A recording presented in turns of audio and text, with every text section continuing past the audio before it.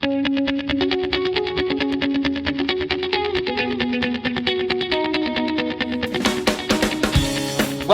everyone, to the Common House. Thank you so much for taking some time out to listen to some amazing stories from storytellers in the area. My name is Michael Bickett. I am one of the founders of Vox RVA, along with our audio wizard over here, Steve Lack, and the glorious Meg Lindholm over there. So give it up for them.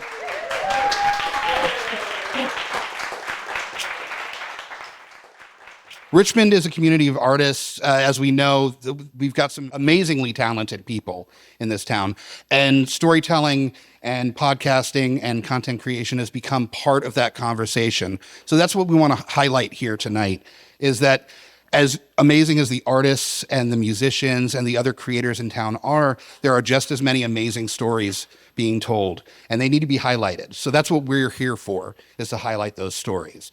That's what this is all about. It's about sharing our stories, our ideas, laughing and crying together, and just having a good time, and just experiencing the world through each other's eyes. And to help me with that, we've got our MC tonight. She is the host of Shaka Sessions Live, as well as has her hands in all sorts of stuff around the community. Give it up for Reese Williams. Thank you. Thank you so much. Hello and welcome, and thank you for joining us for Vox RVA. This is where brave people share their true stories about life in Richmond, also known as RVA. The theme tonight is beginnings, so we have 5 storytellers, and they'll all tell a story about how something began, fill in the blank. Our first speaker is Rich Meagher. He is a professor of political science, poli-sci. He's a director of social entrepreneurship at Randolph-Macon College. He's a political analyst for WRIC 8 News, and his commentary and opinion have appeared in the New York Times, Washington Post, the RTD, and his own RVA politics site, RVA's Got Issues. If you would come up and tell us your beginning, your story of a beginning. Welcome, Richard.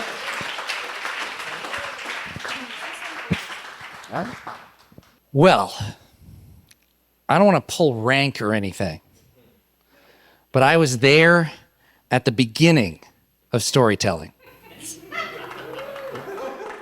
Yeah, I don't mean like Beowulf or like Homer's Odyssey or whatever. Like, I'm not a time-traveling vampire or whatever. What I mean is that when I was a very young man, in the late 1990s, I lived in New York City. Woo! And I would go down to this place called the Nuyorican Poets Cafe, and I would go to these new events that were called Story Slams, hosted by The Moth, which you may have heard of. And I would go on stage and tell stories.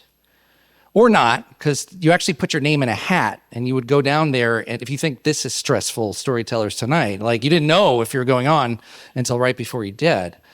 And I don't know what drew me to this exactly. I had friends who did stand-up and in improv, and that wasn't my thing. And I'd done theater in high school and college, but I was kind of done with that. But there was something about the listening and the telling and the sort of community that it created that really, something about it spoke to me. And so I couldn't get enough of it. So I'd go down to the Nuyorican and I would tell stories. Stories about my mom's terrible cooking. Stories about my candy manifesto. 3 words to live by, Goldenberg's peanut chews. Or stories about the time when I was 8 years old, my parents canceled my birthday. I know, right? You wake up one year and it's just no presents, no cake, not even a Twinkie with a candle stuck in it. Just a happy birthday, Richard. And the thing about that is, I know this is not about this, but no one in my family can remember what it was that I did. Did I kill a guy when I'm 8? Like, what is this? But that's a story for another time. But I told it, and I told other stories, and it was great until it wasn't. Until I got busy, and I went back to school. I met someone. We had a kid. We moved shamefully to New Jersey. And I just didn't have time anymore. And so, I was done with storytelling, or so I thought. A couple of years later, I'd gotten into college teaching, what I do now. And I remember someone coming to me and saying, how do you know what it is you're going to talk about when you go into class? You just look at the book and you just kind of talk and read what's in the book. And I'm like, no. There's something I want students to get out of every class. Like when I teach Congress, I want them to know that the rules in Congress have changed, and Congress has changed, and that's why everybody hates Congress. Or when I teach the Bill of Rights, I tell them, oh, it's great that they wrote that stuff down, but the Bill of Rights actually didn't do anything for like decades, if not hundreds of years, until people made it count. And I realized that when I want students to get out of my classes is the story we're telling, the story about Congress, the story about the Bill of Rights. And when I test them, I don't test them on the dates and the names. I test them, do you know this story? And each story from each class adds up into this overall narrative arc about the whole class, so that when I teach American government, I want students to think about how all this knowledge means that they have to think about their own civic participation and obligation and what they have to do. It's storytelling all the way down, right? And then a year or two ago, I started hosting a podcast. I know. You're thinking, a straight middle-aged white dude with his own podcast? That doesn't add up. But it's true, I have one. It's a legal requirement. And so I was looking around Richmond and I saw these stories that weren't being told, right?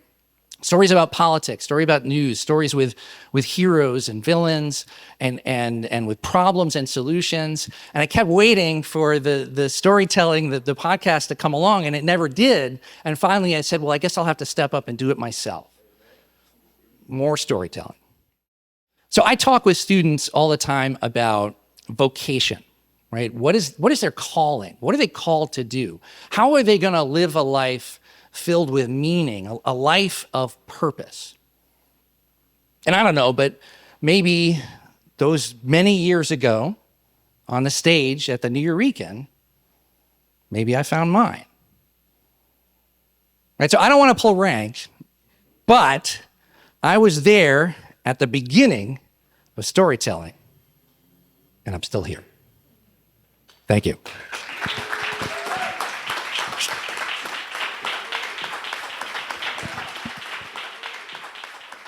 Our next storyteller is making her way up. And again, thank you so much for being here and for joining us for Vox RVA. This is where brave people share true stories about their lives in Richmond, also known as RVA. Again, the theme tonight is beginnings. Meg has a story about a beginning. Meg Luther Lindholm. She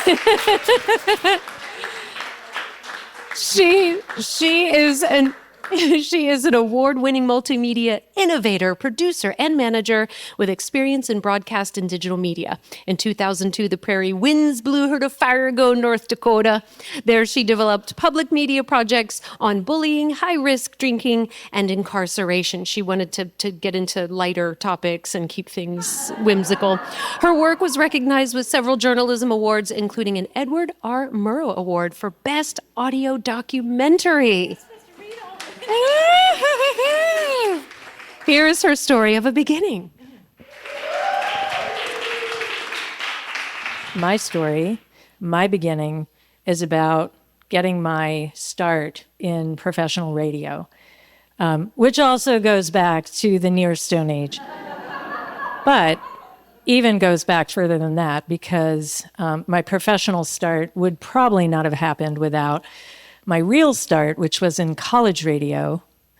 And that's where I fell in love with the whole medium, the whole everything, the whole production, editing. It just totally made me happy. And but nobody ever said, oh, well, you could think about getting a job doing this. No. We were all volunteers. And as far as I knew, that was it. Once I graduated, I was done. And I graduated and had no idea what to do with my life. So I went to Spain, and I lived in Spain for a year. I learned Spanish, had a great time, came back to New York, where I'm originally from, and still had no idea what am I going to do with my life? Radio was, the past. And I'm doing sort of menial jobs and, oh God, just, trying to make my way, earn enough money to live. And one day it occurs to me, my God, I really miss that work. I really miss radio. And there are radio stations. Like there must be people who work at radio stations. There must be jobs at radio stations. I should be able to think about how to go find a job, but I had no idea how to find a job. This was pre-internet, and I didn't know anything about employment agencies. I just didn't know how to go about it. Well, one day, I'm at my father's office at Hunter College where he taught, and I see the Yellow Pages, the New York, Manhattan Yellow Pages, which was like huge. And I open it up and I turn to R.A. Radio. And there must have been 50 radio stations on these pages. And I didn't know any of them. They all had letters that it was like Greek, right? WBLS, WKCR, WLIB, W this, W that, QXR and all this. And I didn't know any of them. But I called every single station in the Yellow Pages. And I said, do you have any jobs? Maybe I said entry level. Maybe I made it clear. Well, now all these stations had receptionists, right, who answer the phone, and their job is to get rid of people like me calling and asking for jobs. So they pretty much to a person said, no, or the person you need to speak to isn't here right now. And I was like, damn, doesn't anybody work at these radio stations? Like nobody's around. Like, what do I do?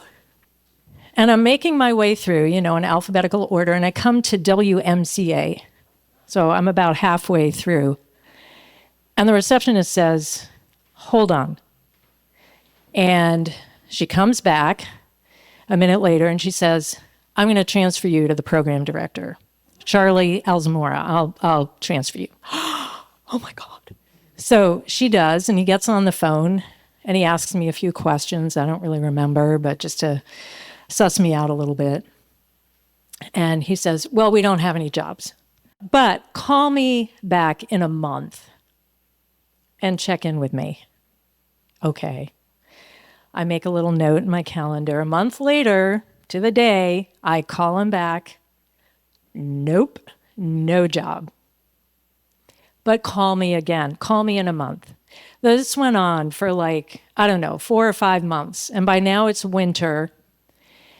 And so I call him one day, 4 or 5 months later, and he says, I do need someone to do one thing. And I wonder if you would be interested.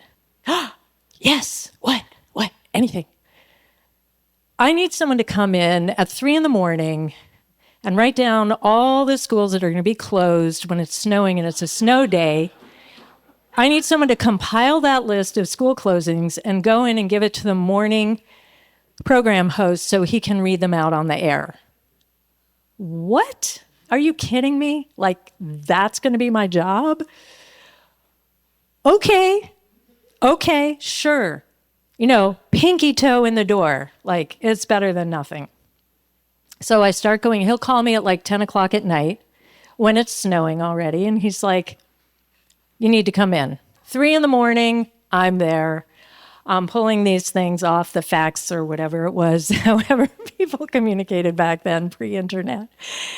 And I go in the studio, this big studio, and the host, and I kind of tiptoe in, and I give him these pieces of paper, and he reads them all out. And it's about 4 hours of work, every couple of weeks or so. And then I go to my day job. My day job, you know where this is going. My day job is typing invoices at a suitcase factory. All right? New York City, if you don't know, has an area called the Garment District, okay? And I don't know about now, but back then it was full of factories. You couldn't see them from the street. You didn't know they were there, but they were there. And so I got a job typing invoices. So I would take the elevator up to the 4th floor of this building, and one door led into the office where I sat typing. And the boss, the big boss, was in there. And one other guy who was very nervous, he used to just walk around and jingle the change in his pockets and kind of wait for the boss to tell him to do something, and he would do it. And then the other door was where the workers went in to actually make these suitcases. And, okay. So I didn't go in there initially, but to go to the bathroom, there was a door from the office into the factory, and the bathrooms were like halfway down this football field-sized factory floor. And it was amazing to walk through there. I mean, there were machines, they were cutting fabric and leather and putting these things together, and the zippers, and, you know, like these assembly line productions with all of these suitcases being made right there. And I was like, oh my God, you know, and I'm just walking through because I got to go to the bathroom. And, you know, as I would do this, I would chat with people, the workers. A lot of them spoke Spanish, and I spoke Spanish at the time. So I'd say, hey, hola, ¿qué tal? ¿Cómo estás? You know, blah, blah, blah. And we'd chat a little bit. And I'd, you know, make my way, then go back to typing invoices. Well, over time, the workers kind of got to know me a little bit and kind of liked me and thought I was friendly and approachable.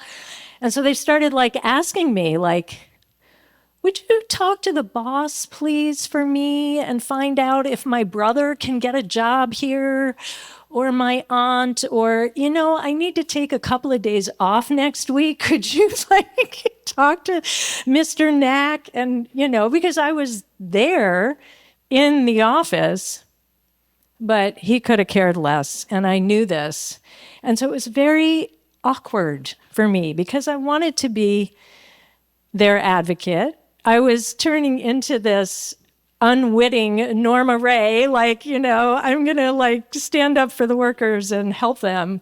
And I knew it was ridiculous. And all I really wanted to do was go to the bathroom, for goodness sakes. I just had to pee.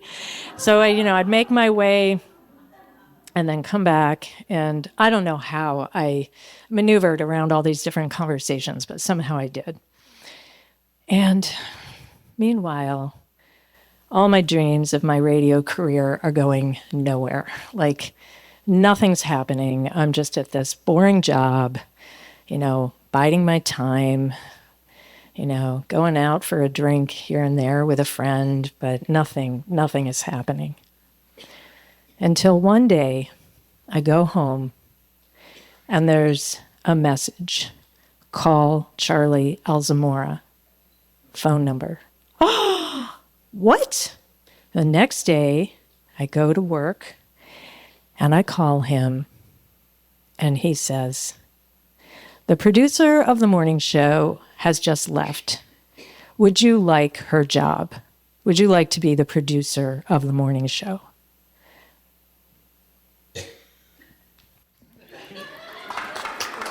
Like, if you've seen Love Actually, and you know that scene where Laura Linney's like going crazy, that was me. I was just like, yeah, I would certainly be interested in that job. Why, yes, thank you.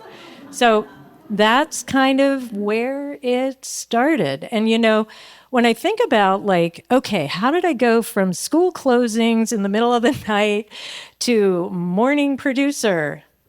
And I realized that Charlie didn't really question that I could do the job.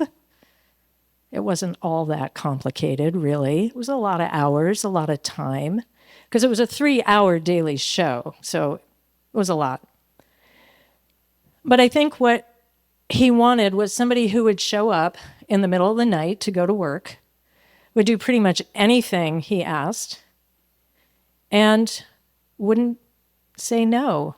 and would just do the job. So I don't know. I mean, we never had a conversation about it, but that's kind of what I put together in my head. So that's it. That was my beginning of my actual radio career, and it's taken a lot of twists and turns and off ramps and on ramps and diversions, but it brought me here. So that's my story.